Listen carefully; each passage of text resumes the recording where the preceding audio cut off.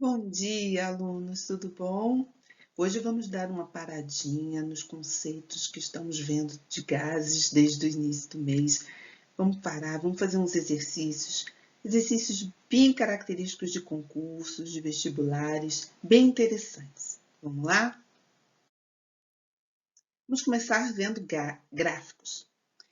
Uma massa fixa de um gás perfeito passa pelo ciclo ABCD, como mostrado no gráfico, dentro de um pistão, um cilindro coento. A temperatura no ponto A é de 500 Kelvin. Identifique o nome das transformações gasosas, respectivamente, de A para B, de B para C, de C para D e de D para A. Vamos lá. Do ponto A para o ponto B, dá para ver claramente que o volume aumentou e a pressão diminuiu. Qual é a transformação onde muda pressão e volume? De B para C, dá para ver claramente que o volume foi mantido constante.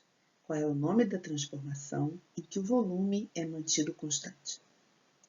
De C para D, dá para ver claramente que o volume diminuiu e a pressão aumentou. Qual é o nome da transformação onde temos variação de volume e pressão? E por último, de D para A, quem foi mantido constante foi o volume, certo? Então, revendo. Para ter certeza que de A para B eu tenho uma isotérmica, eu tenho que fazer o cálculo, porque poderia ser uma transformação onde todas as variáveis mudassem. O gráfico, ele nos diz da variação de volume e pressão. Para saber se a temperatura ficou constante, teremos que calcular. Vamos lá? No ponto A, a pressão é 10 e o volume é 6. No ponto B, a pressão é 6 e o volume é 10. Então, está confirmado que é uma isoterma? De B para C, volume constante, essa transformação se chama isocórica ou isovolumétrica. Lembra? De C para D, eu tenho o mesmo dilema de A para B. Eu vejo a variação de pressão e volume no gráfico.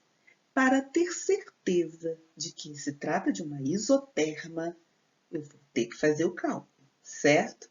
Então, no ponto C, a pressão é de 3,6 e o volume é 10.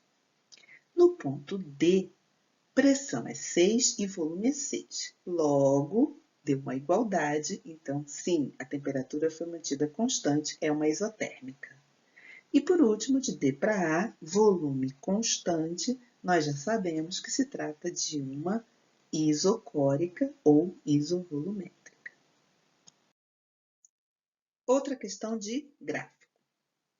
Certa massa de gás ideal é submetida às transformações de A para B, B para C, C para D, em que a transformação de C para D é uma transformação isotérmica. Que bom que ele já avisou e já poupa uma conta. Sabendo-se que a temperatura do gás no estado A é de 27 graus Celsius, qual será a temperatura e o volume do gás no estado D? Veja que ele dá todas as informações do ponto A, temperatura, ele diz, pressão e volume estão no gráfico, e pede as informações das variáveis no ponto D, ou seja, ele quer que a gente faça todo o percurso até chegar no ponto D. Vamos lá? Então, a primeira transformação de A para B é uma transformação, o gráfico está mostrando, a volume constante. Volume constante é uma transformação onde a gente vai relacionar pressão e temperatura.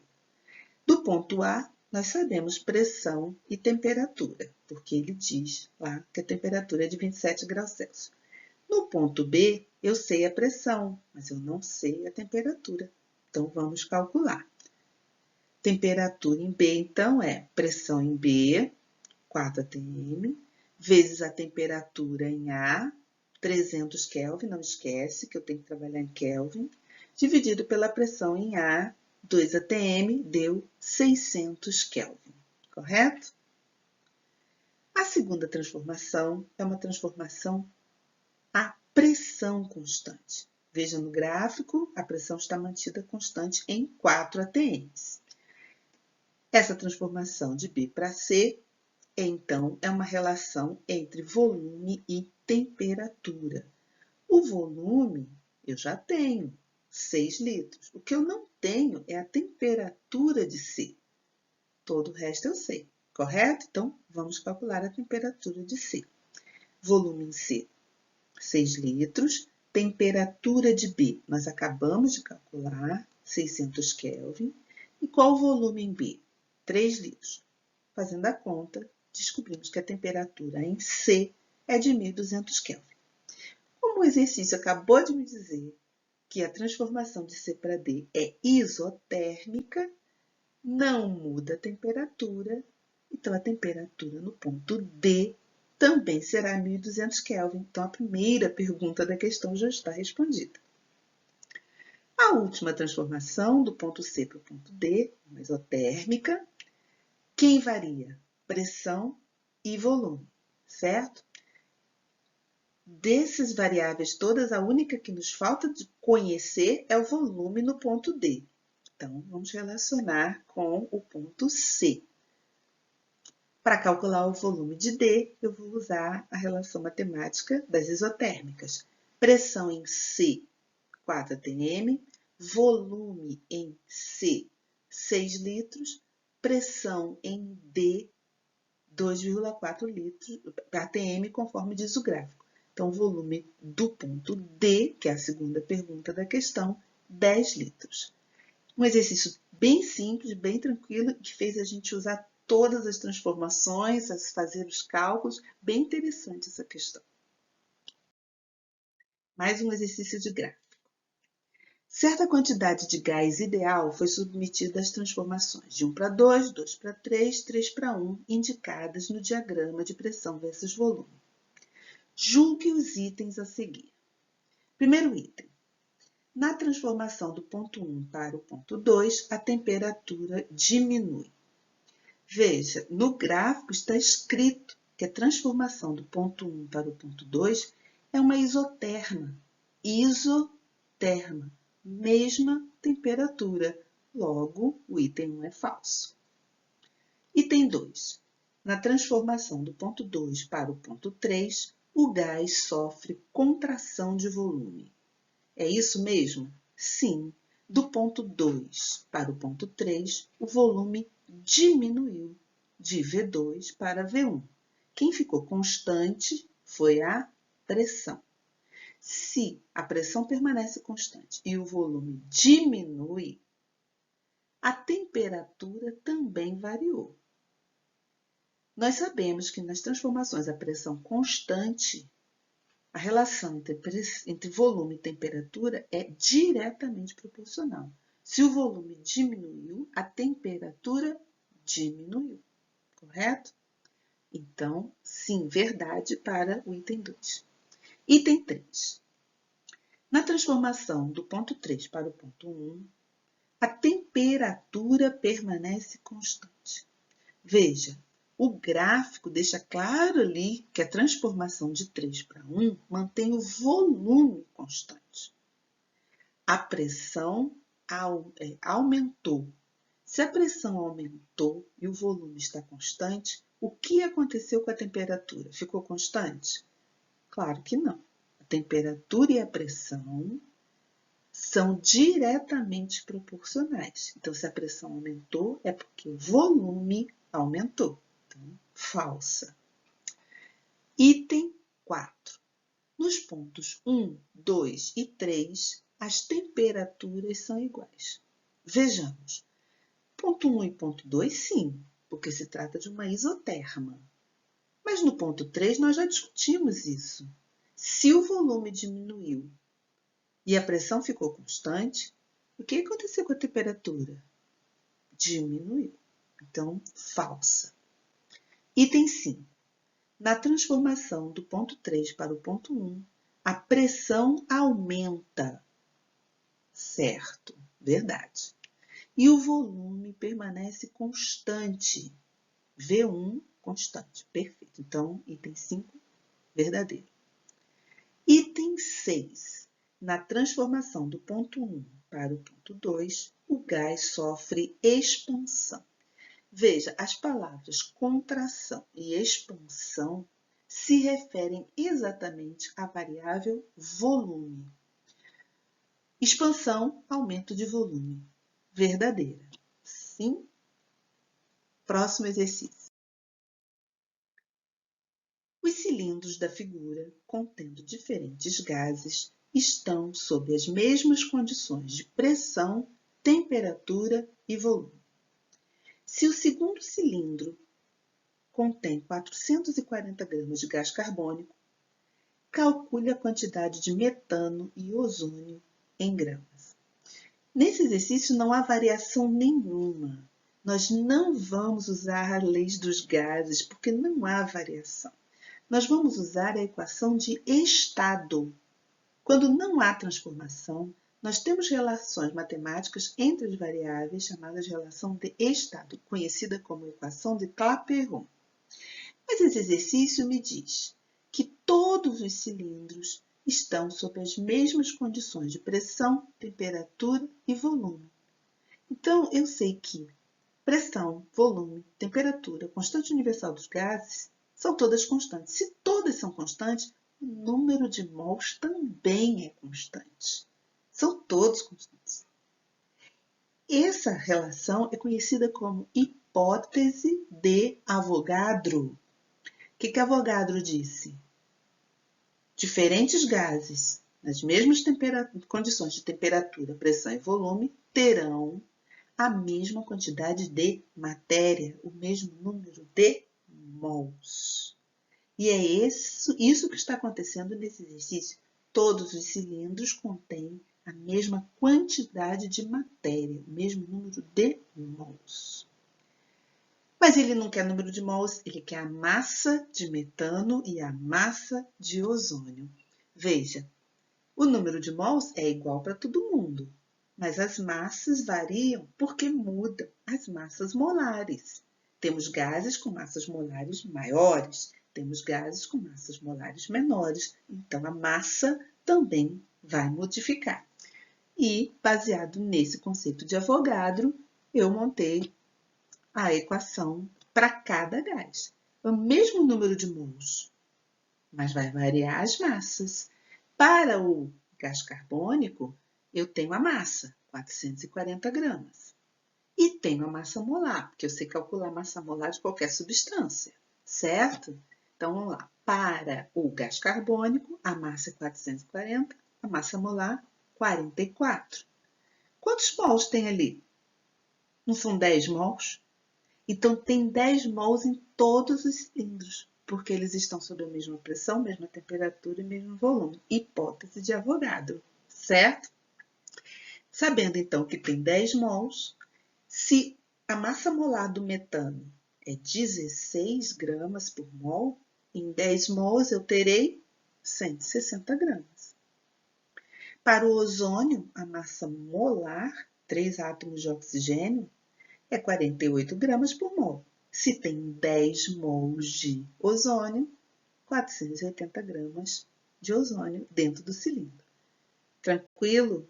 Trabalhamos apenas com a hipótese de Avogadro, ok? Vamos ver se você está com a imaginação boa. O exercício pergunta: a pressão do gás dentro da seringa pode ser diminuída. Diminuir a pressão. Como? Vamos ver a hipótese da letra A. Colocando a seringa em água gelada, mantendo a extremidade tampada. Se ele mantém a extremidade tampada e não mexe no êmbolo, o volume dentro da seringa será constante. Então, teremos apenas uma relação entre pressão e temperatura. Nós já sabemos que essa relação entre pressão e temperatura é diretamente proporcional. A água gelada faz baixar a temperatura. O que vai acontecer com a pressão?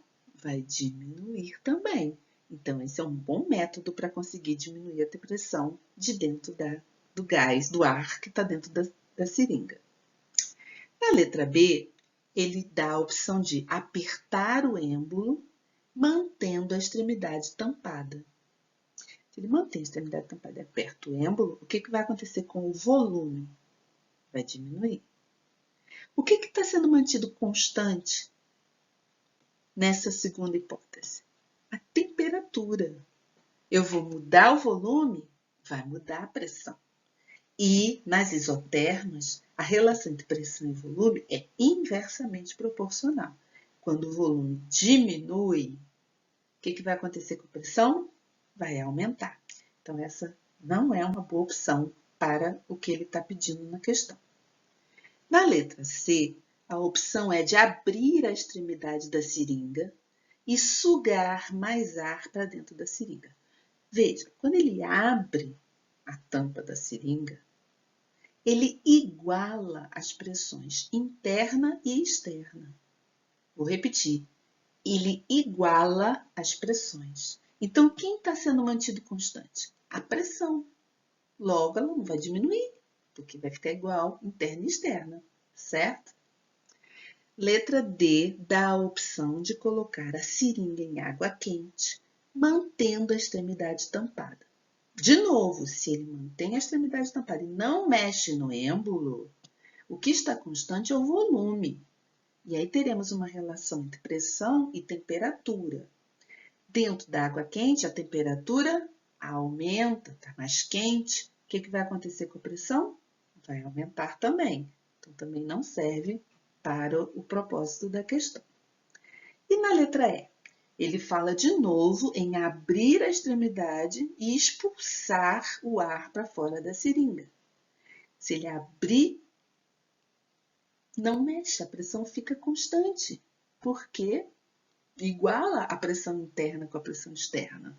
Então, ele não vai conseguir diminuir a pressão e a resposta correta era a primeira opção mesmo, manter fechada e resfriar o volume de ar que está dentro da seringa. Na respiração humana, o ar inspirado e o ar expirado têm composições diferentes. A tabela abaixo apresenta as pressões parciais em milímetro de mercúrio dos gases da respiração em determinado local. Qual é o valor de X em milímetros de mercúrio? Ou seja, qual é o valor da pressão parcial de gás carbônico na expiração? Pressão parcial, nós já estudamos fração em mol, porcentagem em volume, porcentagem em pressão parcial, certo? O ar inspirado tem a composição do ar que a gente já tinha visto ali. A diferença é a água, né? E o ar expirado, compara, olha como a quantidade de oxigênio diminuiu bastante. A quantidade de nitrogênio também baixou. Agora, olha a quantidade de água que a gente expira. Por isso que todo mundo diz, tem que beber 2 litros de água por dia.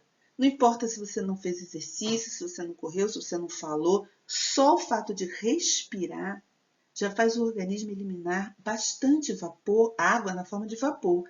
Então, tem que beber os 2 litros de água por dia, senão você vai desidratando, ok? Mas voltando, estamos falando de pressões parciais. O que nós aprendemos de pressão parcial?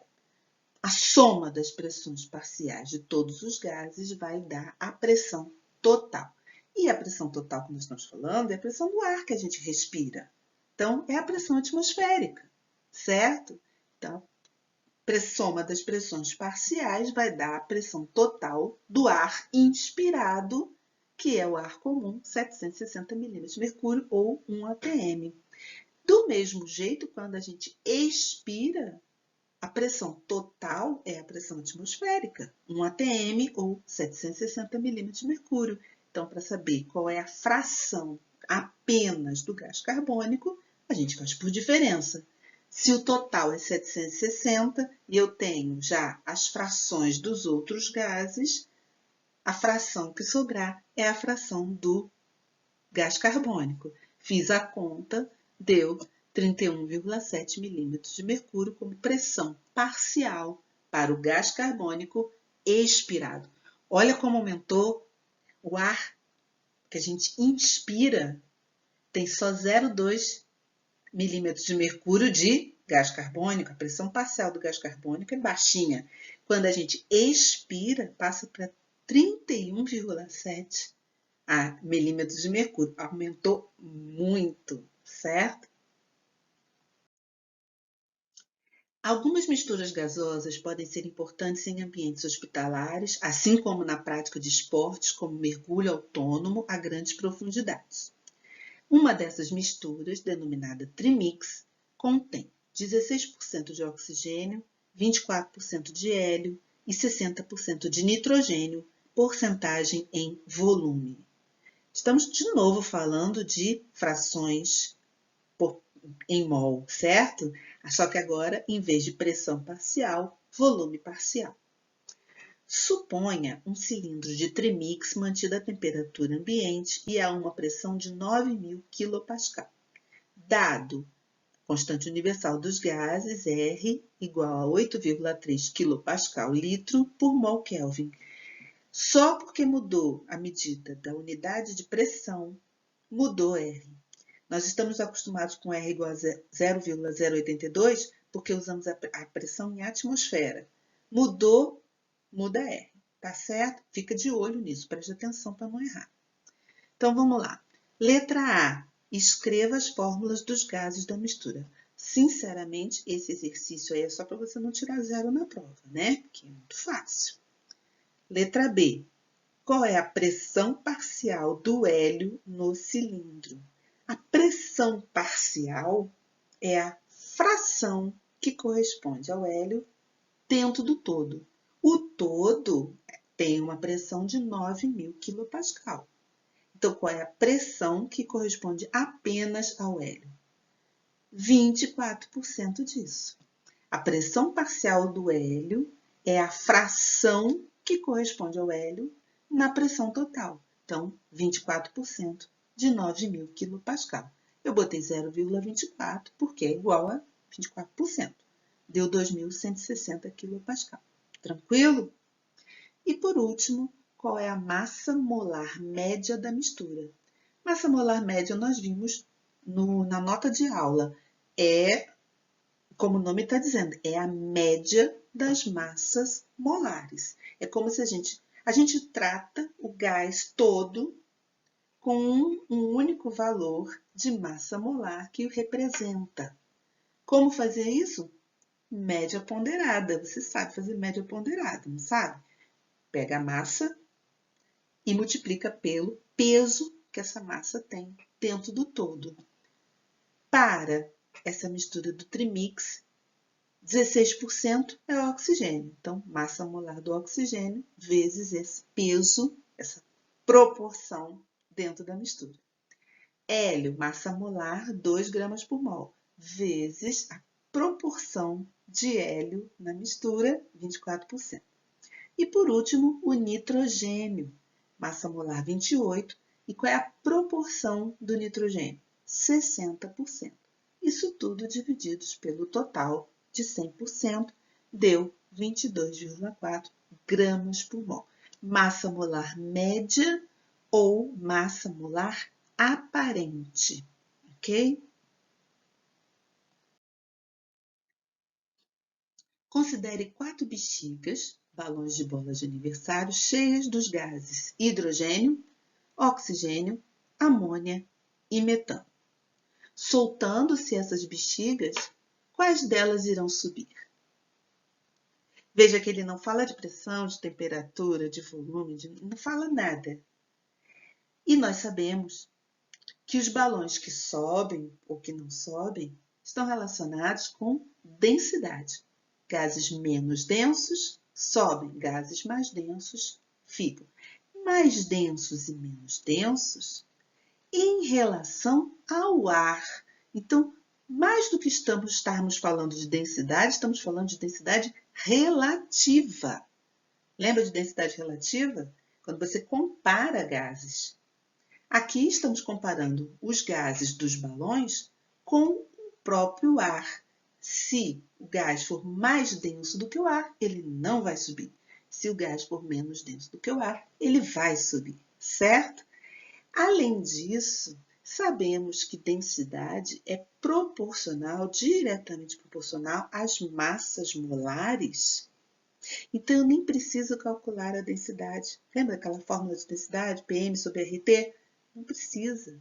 Basta comparar as massas molares, porque gases com massas molares pequenas são menos densos.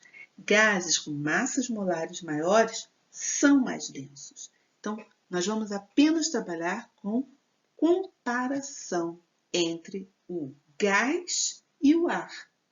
Veja, para o balão 1, o hidrogênio, a massa molar do hidrogênio é 2, enquanto a massa molar aparente ou média do ar, que ele dá no exercício, é de 28,8 U, ou gramas por mol se for molar.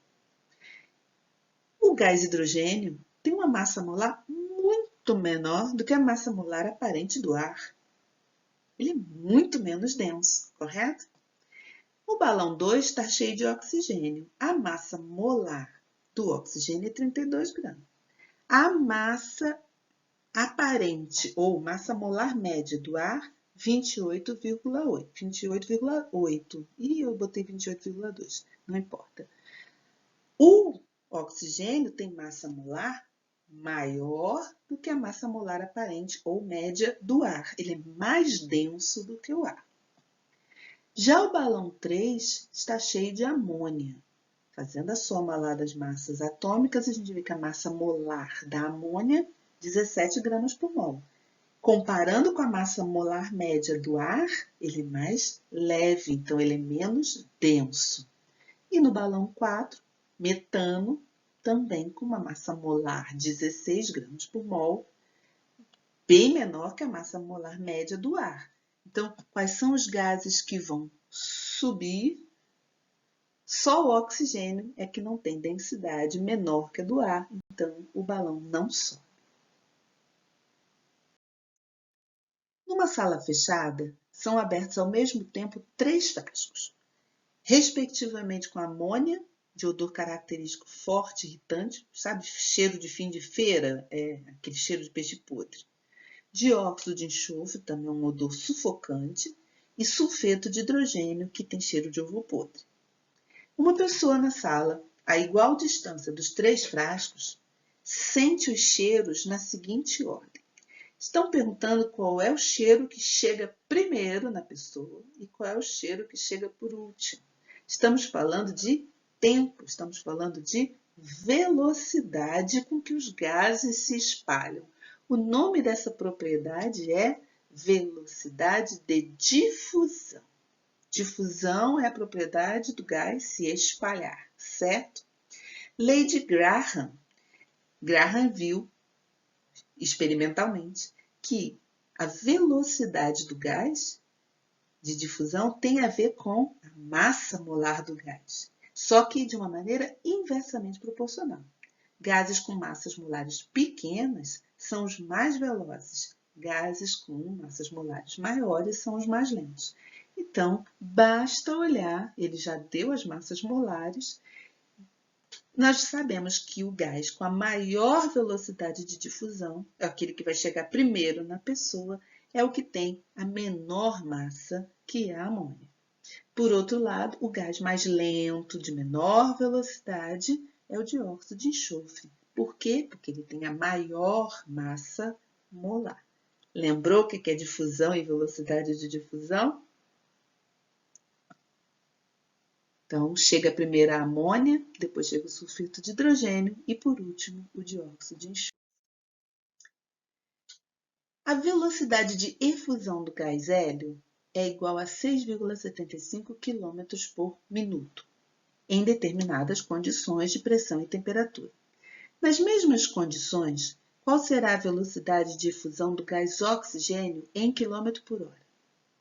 Efusão e difusão. Lembra a diferença? Difusão a gente viu, é se espalhar pelo ambiente. Efusão é a fuga através de pequenos orifícios, é passar por poros, passar por certo? Fugir. Efusão vem a vir de fuga. Porém, estudados por Graham seguem a mesma regra.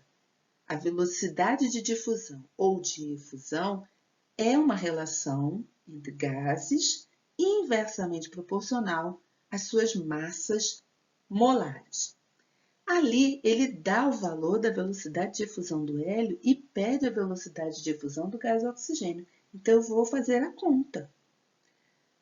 Velocidade de efusão do hélio, 6,75. Massa molar do oxigênio, 32. Massa molar do hélio, 2. Fiz a conta, deu 1,6875 km por minuto. Esse exercício tem uma pegadinha, porque ele pede a resposta em quilômetros por hora. Então, antes de verificar, marcar logo lá a letra B, tínhamos que fazer a transformação de quilômetro por minuto para quilômetro por hora. Então, a resposta certa é a letra C. Fica de olho, cuidado com a pegadinha. Por isso que eu sempre repito, resposta tem que ter unidade. Por hoje é só. Próxima aula eu ainda tenho mais um conceitozinho, mais uma teoria de gases para passar para vocês. E logo em seguida a gente vai atacar com mais exercícios. Tchau, gente. Até a próxima aula.